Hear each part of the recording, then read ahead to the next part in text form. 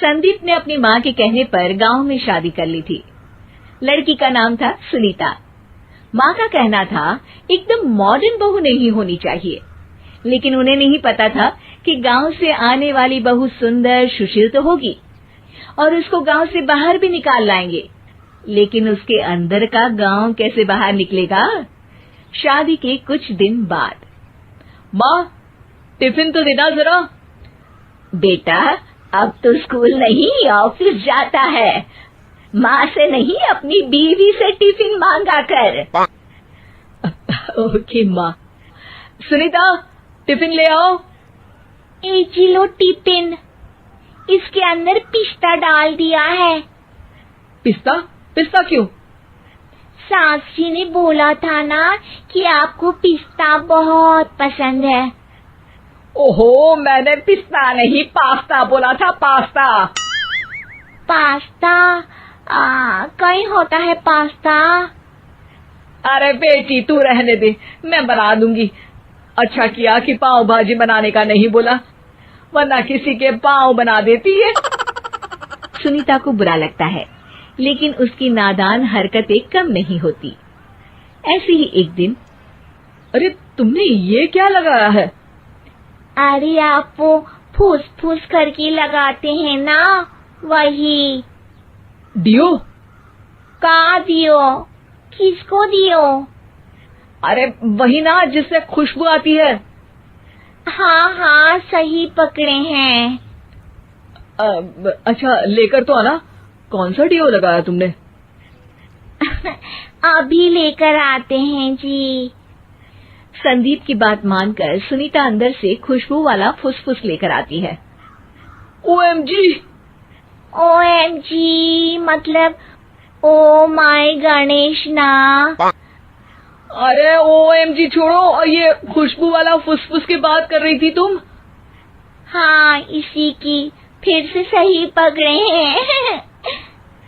अरे देवी, लेकिन आप सही नहीं पकड़े हैं, ये डियो नहीं है। डियो नहीं है तो क्या लियो है? अरे ये रूम फ्रेशनर है, जिसको कमरे में छिड़कते हैं, खुद पर नहीं। कोई बात नहीं, माँ कहती थी आत्मा किराएदार है, शरीर एक किराए का कर्म। हम शरीर पे ये डाल लिए तो क्या फर्क पड़ जाएगा। अरे बहू, ओ बहू, मेरे लिए फल तो ले आ, फिर मैं बाजार जाऊंगी। सुनीता अपनी सास के लिए फल लेकर आती है। अरे बेटा, पपीता, तरबूज और सेब फल ऐसे कैसे खा लूं? काट कर तो ले आ। माँ जी, मेरे गांव में तो खेत से उठा के सीधा खा लेते हैं। अरे ये तेरा गांव नहीं है ना। अरे संदीप, तू ही कुछ समझा देना इसको बेटा। मैं कैसे समझाऊं माँ, ये तो माइक्रोवेव को भी भट्टी बोलती है। कल मैंने बोला हाय कैसी हो, तो बोलती है किसी को हाय नहीं लगानी चाहिए। अरे सुनीता, तेरा क्या होगा? अभी तो कैसे बताऊं माँ जी, अभी हम कुछ करेंगे फिर पता चलेगा क्या होगा, लड़का या लड़की। हे भगवान, कहाँ से आ गई है? रामपुर से जी, आप ही तो लेकर आए थे मुझे। अरे मुझे माफ कर दो। पहले कोई गलती तो करिए जी, आपकी तो सारी गलती माफ कर देंगे हम। हाँ अरे बहू, मेरी बात सुन। फल यानी कि फ्रूट जब भी लाए ना तो काट कर लाना, ठीक है?